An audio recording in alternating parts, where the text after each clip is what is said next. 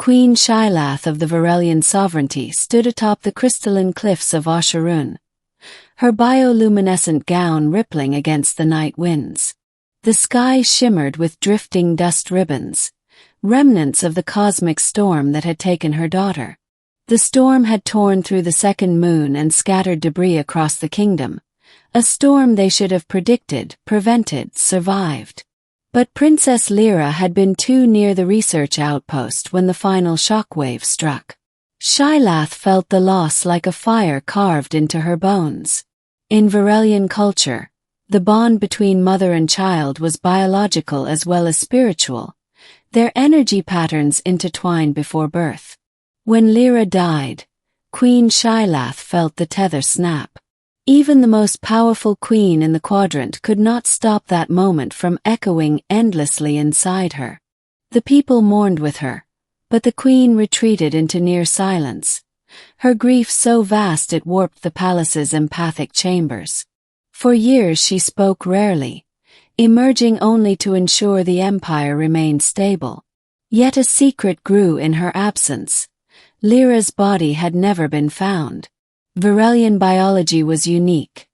Cells capable of entering preservation states when exposed to extreme cosmic conditions. It was improbable that the princess survived, but not impossible. And impossibility meant little to a mother who felt even a flicker of hope. Shylath sent search drones into the nebula where the shockwave originated, authorized covert missions across uncharted star systems, and consulted ancient memory keepers. But nothing surfaced. Eventually, political pressures forced her to abandon the search publicly. She mourned. She ruled. She endured. But she never truly stopped looking. It was 8 Earth years later when a Terran exploration vessel stumbled upon an anomaly near the amber world of Anarvale. A small escape capsule drifted aimlessly, its hull scorched, its life support flickering. Inside was a faint energy signature, one that did not belong to any known human physiology. Captain Aaron Hale of the Terran Expeditionary Corps was first to board.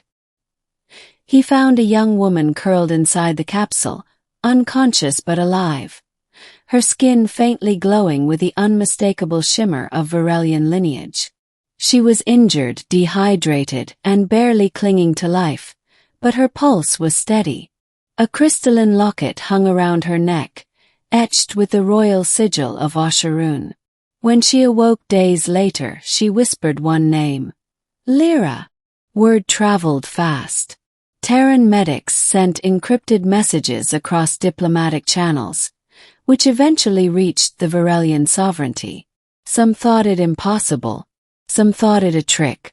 But Queen Shylath did not hesitate. She left immediately.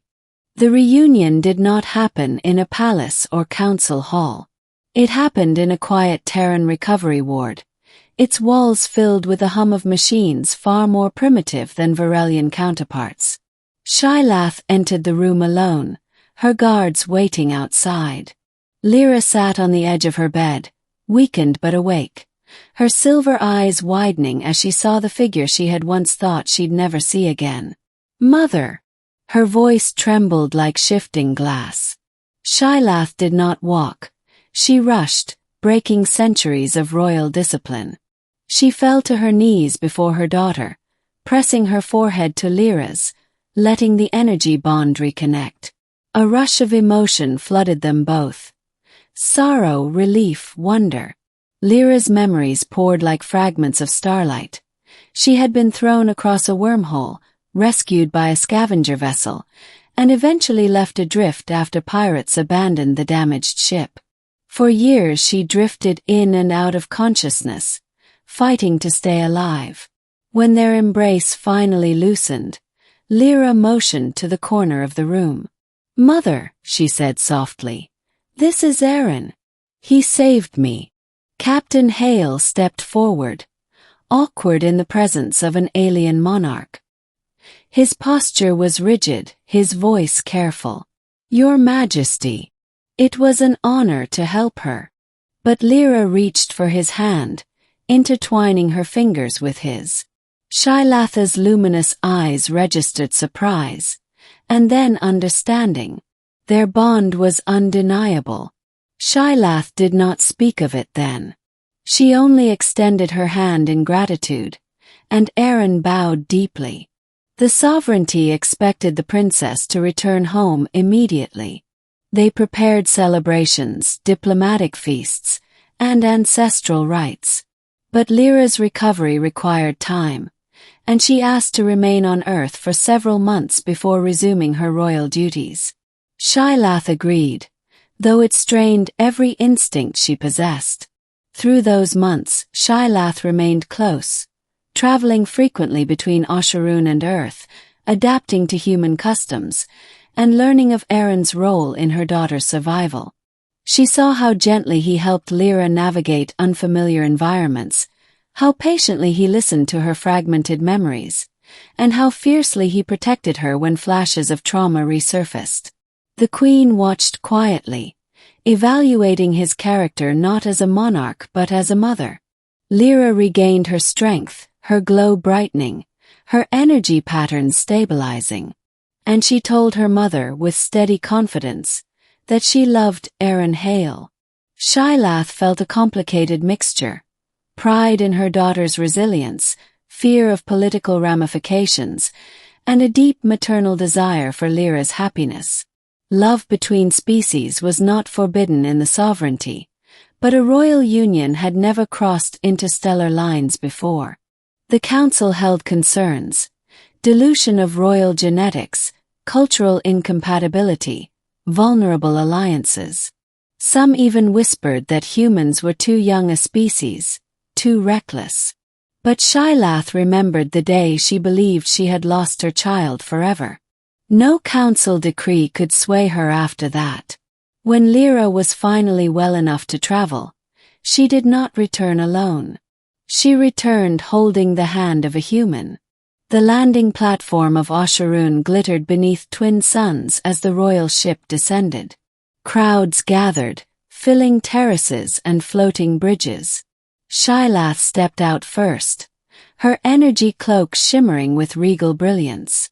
Then Lyra emerged, radiant and alive.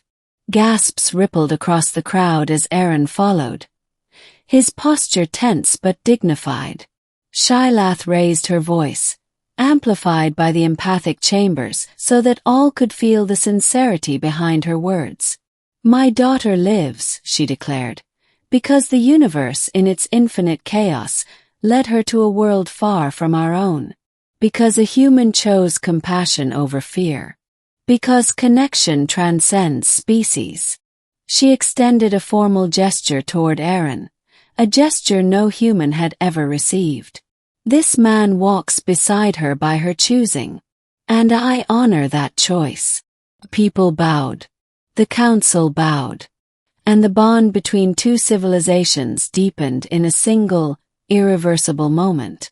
In the months that followed, diplomatic bridges opened between Earth and the sovereignty. Exchange programs flourished, scientific cooperation expanded, and new star routes were charted. Lyra resumed her royal training, Aaron learning alongside her, navigating Varelian customs with a mixture of reverence and amused bewilderment. But the most profound change was within Queen Shailath. Her grief had reshaped her, but her daughter's return and newfound love healed wounds she once thought permanent. She realized that strength did not come from power or legacy, but from the people she held close. And so, on the anniversary of the cosmic storm, Shailath stood once more atop the crystalline cliffs. This time she did not stand alone. Lyra stood beside her, Aaron on her other side. Together they watched the night sky, no longer mourning what had been lost, but embracing what had been found. A daughter returned, a future rewritten, and a queen who finally felt whole again.